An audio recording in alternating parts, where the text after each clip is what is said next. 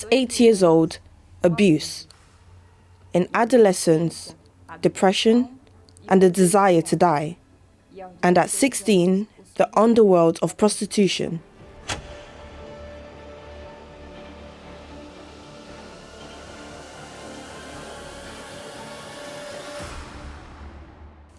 This is Christian's story.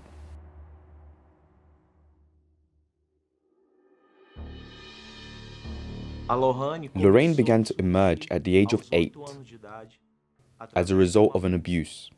When I turned 15, after engaging with certain friendships, I became involved in the world of homosexuality. And these certain friends, if I can call them that, gave me advice like, why do you not change your body? You have such a nice skin. Why don't you change your body? You will attract more attention. So, that is what I did. I had hormonal treatment for 2 years. I followed the treatment rigidly. And this is what happened. I became this person you can see here, apparently happy, surrounded by friends. But only I knew how I felt inside, empty, sad, depressed, and with a strong desire to die, to take my own life. I had been like this for 10 years. My life went from failure to failure. I got involved with prostitution. I got involved with the wrong people. I got involved with drugs. There is a photo that shows where I had prostituted myself. This one here. It was a street corner. Everything happened there. I used to prostitute myself throughout the night. When I went home and entered my room, I would hit myself many, many times. I became depressed. My mom was already in the faith. My mom was already in the universal church. She fought for me, but not in an intelligent way. My mom treated me as a man, and I did not accept that. She wanted me to transform quickly, in her own way. However, a day came when things did change. One day, returning home after prostituting, living the life I led, she treated me in a different way. I remember that I came home heavily drunk, very high on drugs. And as she opened the door, she said, "My child, how good that you came back." She gave me a hug, and then took me to the bathroom. I had long hair, so she combed it. Then she took me to bed. Before I fell asleep, she said, "May God bless you, my child." From that day on, she changed. She stopped criticizing me. She started to take care of my clothes. She ironed them. Just to make fun of her, when I returned from the beauty salon or some place with makeup, all dressed up, I would ask her, "So do you like it?" She would say, "Yes, I do like it. I like it." Her behavior started showing me that there was something different in her. One day she asked me, "My child, do you really want to change? Do you want to transform your life? Talk to God." She said, "Talk to God in your own way, and I'm sure that He will listen to you."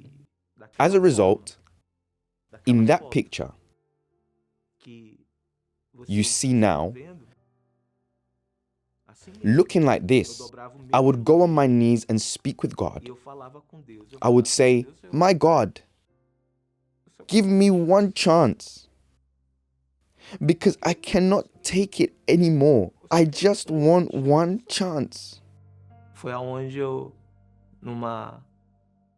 One day, early in the morning, I turned on the radio, and it was tuned into the Universal Church program. The pastor who was speaking said, "You who have lost your identity, you who no longer recognize yourself, but you want to change so much, but you cannot. Call me here now. You can call me now." I did. And he spoke to me, gave me some guidance. This was when I found the Universal Church. I will never forget the day when I entered the church, because I thought that I would be discriminated against. But it was the opposite. At the altar, when the pastor said, "Perhaps you want to change, but you do not know how." Then he pointed to the altar and said, "Everything you want is available at the altar. Everything." So he presented the challenge. "You who want." I went before the altar. I did not own any male clothes. I went there dressed as I was, like I was. Do you know the important thing that I discovered that day? It was that God looked within me. So I opened up to God and said, "My God, I don't want to be like this. I suffer, I desire to die, I want to end my life, but if you give me an opportunity to change, I want to change now." The peace I felt was immediate. I came to the church in the midst of the campaign. I learned that I had to surrender Christian. I had to surrender Lorraine, prostitution. And when I discovered that I had the right to be happy, I became revolted. I started fighting against myself. I cut off my long hair. I started changing my behavior at home, broke the SIM card of my phone, and lost all my contacts. I then gathered all my possessions, clothes, makeup, jewelry, everything. I filled a big bag of flour, the size used in bakeries, with everything I had. On the day, I went up the altar with my sacrifice.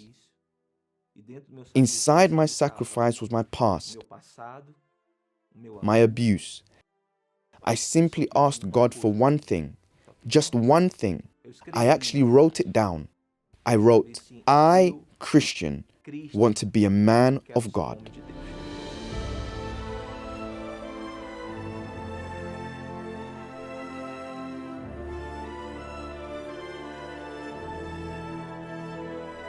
When I came down from the altar, I did so with such strength. I said to God daily, "God, if you are not with me, I will not be able to resist." This was when I understood that I needed the Holy Spirit. I went fully into this. During a time of seeking, the pastor said, "Jesus is here." This was the only thing that was missing for me. It was for me to really believe it. Simply believe. The Holy Spirit spoke to me, inside me. "Behold, all things have become new." All things. In that moment, peace and joy came over me. That day, I left feeling different. I left as a new Christian. And from that day on, my life changed completely.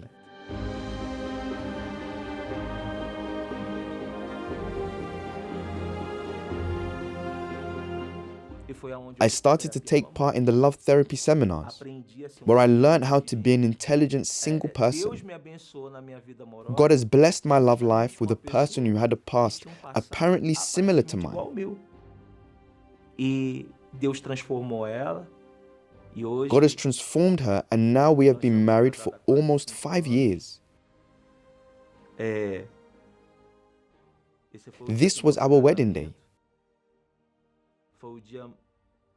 After the baptism in the Holy Spirit, it was the most important day of my life, because nobody believed this would happen. If there were no photos, If I had not heard his family members telling me who he had been in the past, I would never have imagined that this was Christian in the past. Today, he's a complete man. He fulfills me. There is real communion in our marriage, an alliance between us. You see this place here? This was where I would prostitute myself. It represented my emptiness. Now, look at what the Holy Spirit has done in my life. Today, that empty plot is a universal church, a door to save souls, like what he did with me. That empty, sad, depressed Christian who wanted to die is a person full of the Holy Spirit today.